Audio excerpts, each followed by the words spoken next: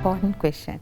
Now we see lots of developers selling pre-selling units. What happens is they execute a sale and purchase agreement with the prospective purchaser.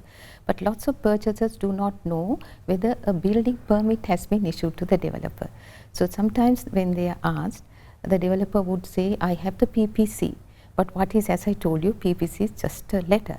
So once the development, if the development permit is not there, and we see lots of constructions taking place without this very important document.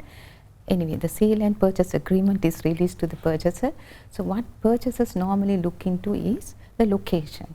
The location is nowadays is very important. If it's close to a school, close to a very important residential area, I see lots of purchasers disregarding these very important questions that they should ask a developer. Okay, for example, the development permit and the title. Is there a proper title that the developer holds in respect of the property?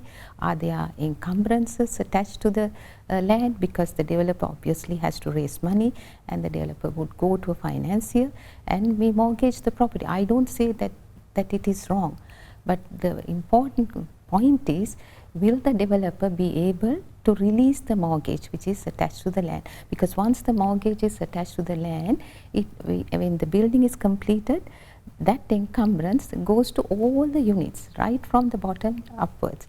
So the purchasers who enter into sales agreements, I should say, of course they may not have the knowledge to look into all these things. There are lawyers, there are the professionals who can advise them.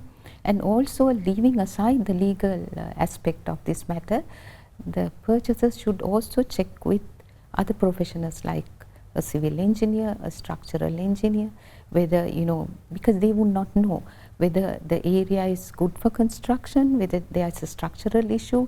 There are so many things. When you move into a condominium property, it's not only the title, it's also whether the developer has the ability to complete the condominium property.